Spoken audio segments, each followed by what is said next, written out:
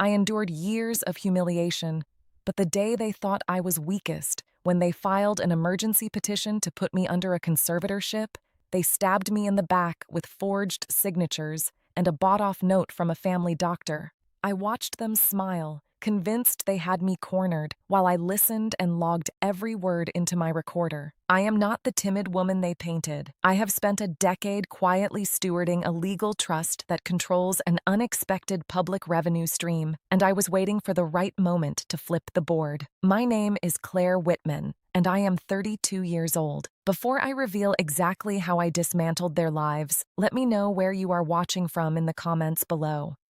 Hit like and subscribe if you believe toxic people always get what they deserve. But to understand how they ended up with absolutely nothing, we have to go back to how I met them, why I hid what I had, and the small moments where a lifetime of contempt stacked up like kindling. When I married Mark Hale, I married into family legend and municipal gossip. The Hales had roots in our Midwest County Council members, PTA presidents, the sort of people who never forgot a name or an old slight. Mark's childhood had been complicated. When he was 9, his parents took in a foster child, Tessa Bellamy, who arrived with a suitcase and a silver tongue. She never left their orbit. She arrived as family, but over the years she stitched herself into the household until she carried the air of entitlement like perfume. We met at a winter fundraiser. Mark spilled coffee on my sleeve and apologized like he'd been taught to do. I kept my life small in those early days because I knew I was holding something messy and archaic. The Whitman Right-of-Way Trust. It sounded like a museum piece on paper, a handful of century-old municipal covenants and patents that had been forgotten by big legal desks. In reality, many small towns and municipalities had been wired into those covenants through decades of micro-licensing agreements, smart parking interfaces, municipal wayfinding beacons,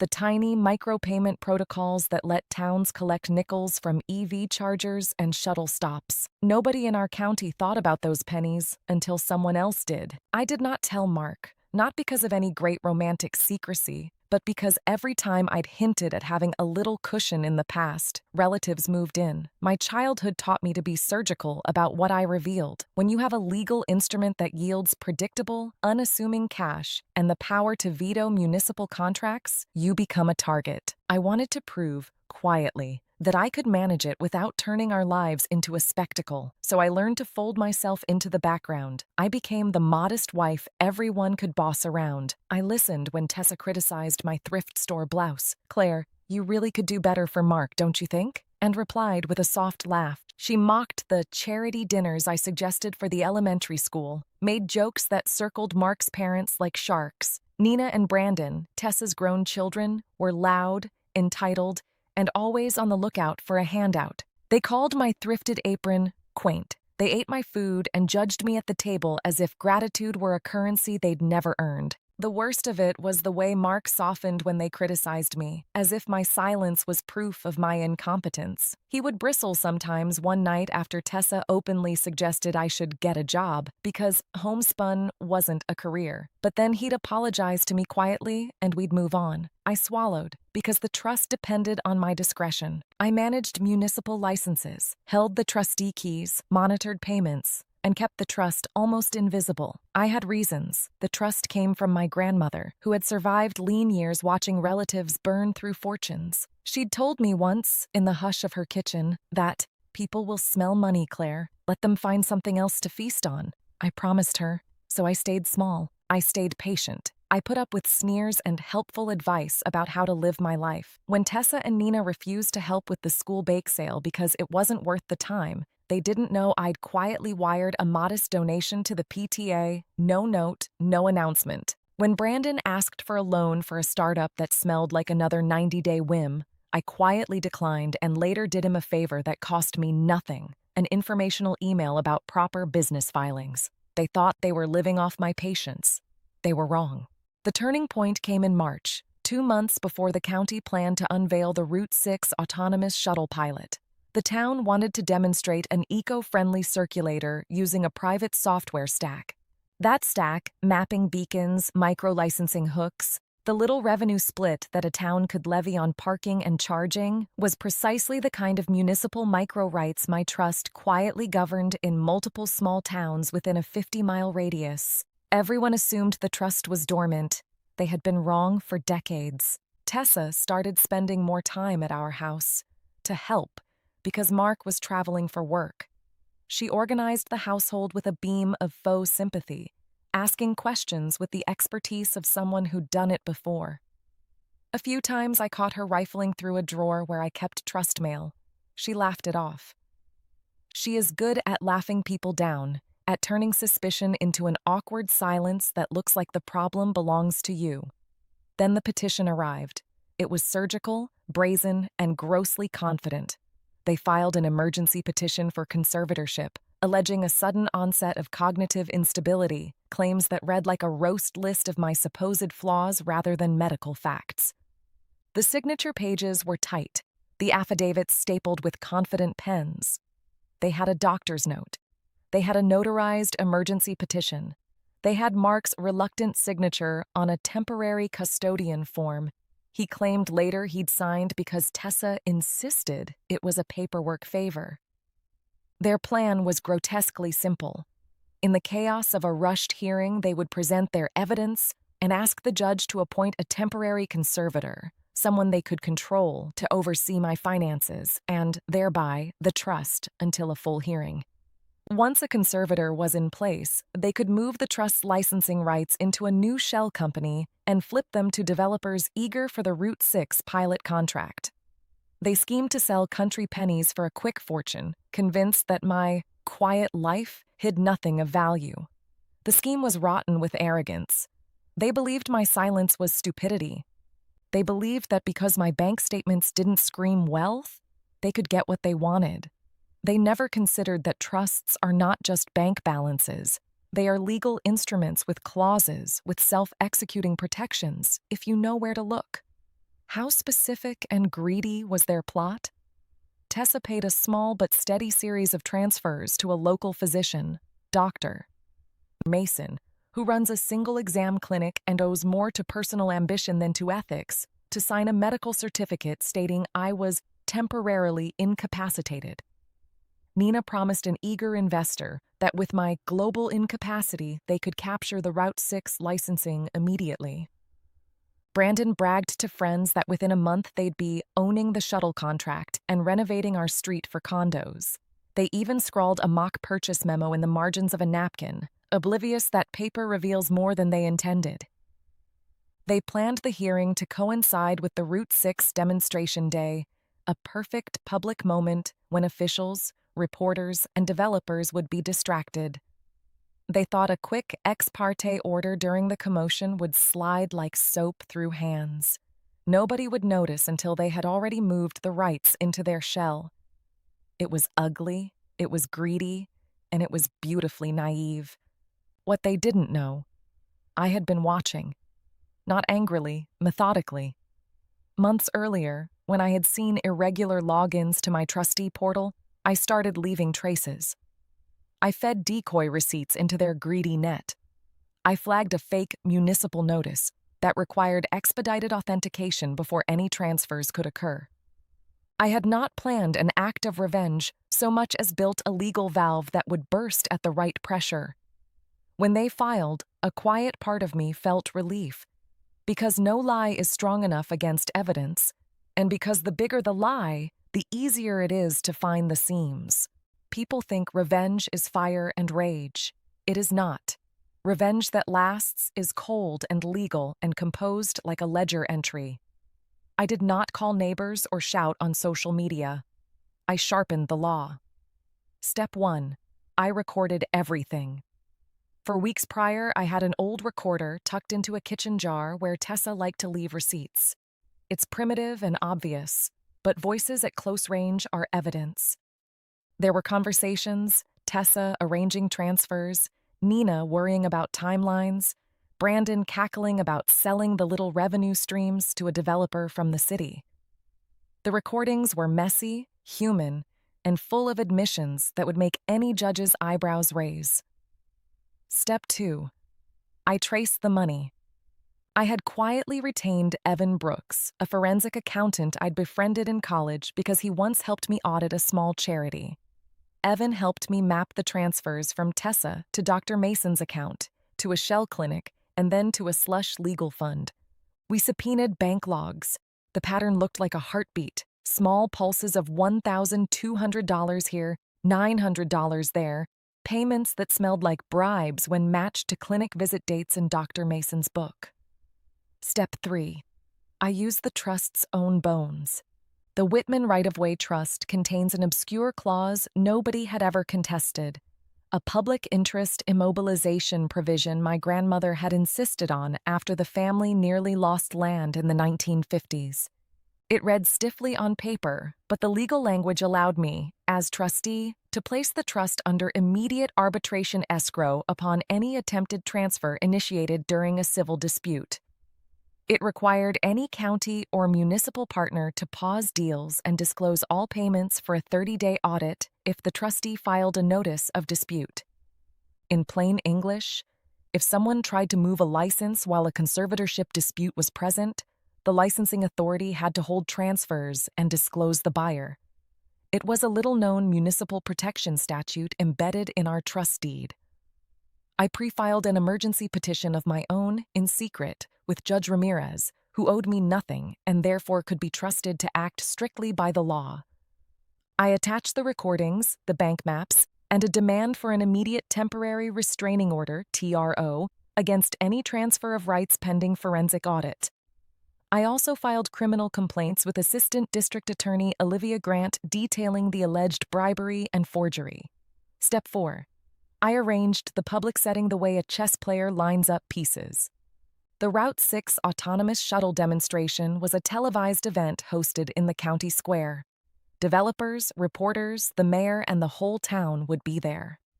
Tessa and her crew planned to crowd the courthouse steps right across from the square so their petition would feel urgent and righteous. They expected sympathy. They expected a rubber stamp. I expected a crowd that would hear everything. Step 5. I gathered allies. Not all wars are won in courtrooms. Olivia Grant prepared expedited warrants for fraud and forgery based on our pre-filed complaints. Evan compiled a tidy visual ledger that would be undeniable even on a background buzz. I told the county clerk quietly and with a stack of certified paperwork that I would appear at the shuttle demo to speak if an ex parte hearing was attempted.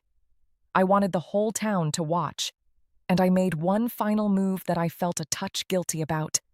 I sent Mark a single blunt email with evidence attached.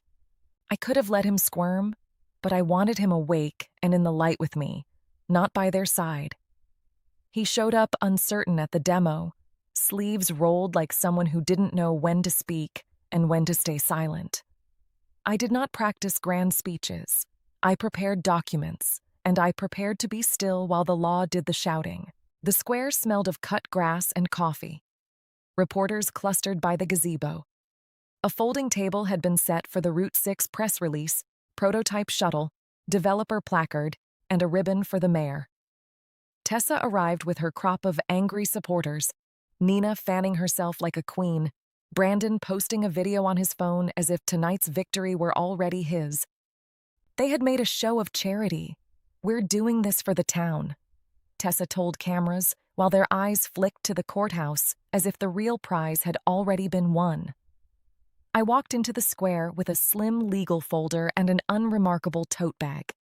I let people think I'd come to watch. I let the mayor offer a few ceremonial words. Then, halfway through, an assistant at my side handed the county tech a legal packet, a TRO notice and a special notice of dispute under the Whitman Right-of-Way Trust. The tech, confused, tapped at a screen and then, as protocols demanded, ordered the live feed paused on the shuttle demo and diverted to a municipal meeting channel. By contract, all negotiations involving municipal rights had to halt and disclose their counterparties when a trustee filed a notice of dispute. The crowd hummed with a surprised murmur. Tessa's face went pale in a way I had never seen. Her smile cracked. I asked for a mic. The person from the production team looked at the packet, then at the judge's chamber's message that had been quietly dispatched instructing the sheriff to be present. It was precise, like a scalpel. "Ladies and gentlemen," I said into the mic, my voice even. "I'm Claire Whitman, I oversee the Whitman Right-of-Way Trust. My name will be in the public filings for this county. I have filed a notice of dispute. I have evidence that a physician received payments to falsely certify my incapacity and that my family members have conspired to misrepresent me in court to take control of licensing rights they do not own. They laughed at first. Tessa's supporters shouted faint denials. This is slander.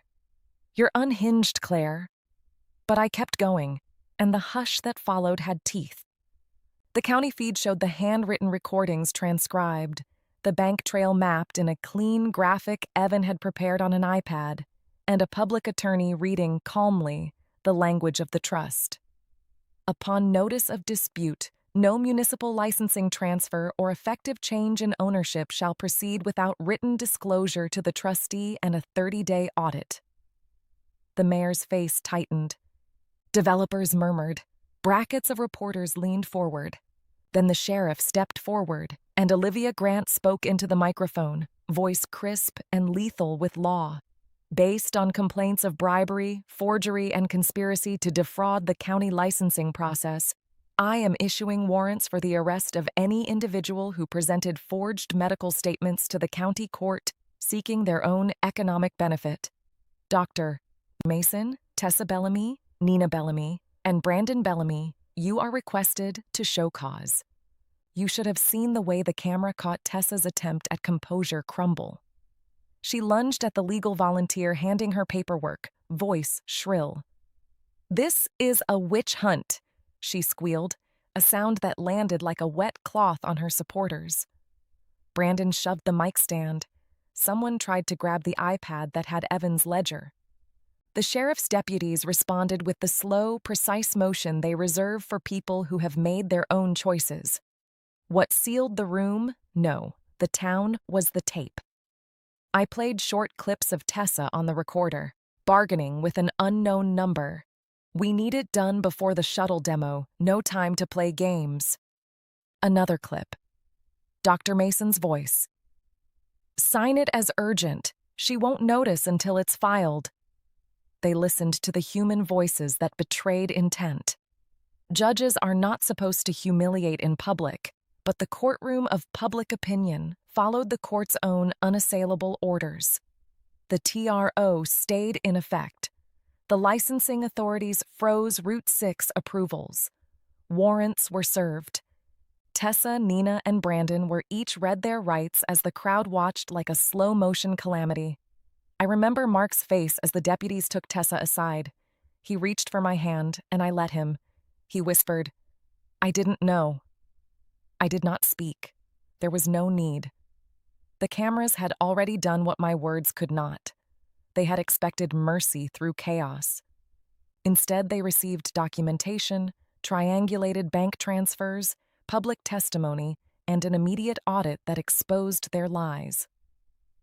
The developers walked away. The county froze negotiations. The townspeople who had supported Tessa's graciousness looked at her differently. They had attended their own comeuppance without seeing it coming. There was no dramatic shouting. There was, instead, a legal avalanche. 30 days of audit revealed dozens of unsavory transfers, forged forms, and crucially, Dr. Mason's electronic medical signature matched an IP address that traced back to a laptop in Tessa's garage. A medical credentialing board later revoked Dr. Mason's privileges.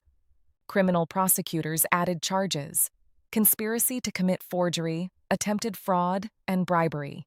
When the deputies led Tessa out, she looked at me in a way that made me nauseous, not the kind of look that asks for forgiveness, but the look of someone who realizes she misjudged a quiet person for a business plan.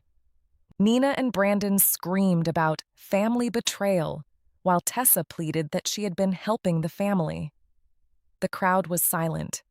People do not like watching relatives arrested in public. They like living next door to dramas, but not being part of one. I did not gloat. There was no confetti. I filed a civil suit for damages to the trust and for the trauma inflicted. I requested an expedited hearing to remove any chance of future backdoor transfers. The judge signed an injunction. The trust's immobilization clause held. The developers had to disclose their offers, and none of them were worth the price of the publicity. The Route 6 pilot was postponed for cleanup, audit, and a purge of bad actors. When the deputies finally led Tessa past me, she spat, "You could have just given us a cut." I watched her mouth the words while the plastic cuffs glinted in the sun. I don't think I ever said aloud what we all knew in those moments. Why would I give criminals a cut of what my grandmother had fought to protect? After the arrests and the court filings, the family tried everything: texting, sobbing, bargaining. Tessa's mother-in-law called me like someone knocking on a glass window, voice small and frantic. Brandon begged for an attorney who could get him a plea. Nina changed her phone number and attempted to make amends with late-night messages. They came to our door, their voices sharp with apologies that smelled like calculation. Mark held my hand in the kitchen one evening when the house felt too quiet. "I should have seen it," he said, voice flat with shame. "You should have told me," he added, two confessions in one breath. I told him once, calmly, that I'd wanted him to be certain of who he stood with, that I had hoped he'd step forward when the hard part came. He did then. He stepped forward in small ways, showing up at hearings, writing the right checks to get professional counseling for his naivety, publicly apologizing. They begged, they wrote letters, they sent flowers that I did not accept. There was a private hearing where they tried to negotiate a penalty smaller than the damage. The court imposed restitution and civil fines large enough to make a bankrupt family reevaluate lifestyle choices. Tessa's house went into receivership when liens showed up. Nina and Brandon found their credit scorched by judgments. I set boundaries. I blocked numbers. I accepted Mark's apology with cautious kindness and made it clear that reconciliation, if it ever happened, would be earned in small units of trust over time, not shouted promises. I donated to the PTA in my grandmother's name, quietly, and I used a fraction of the trust's income to fund a municipal transparency fund so other towns could audit any potential transfer of rights without needing a private detective.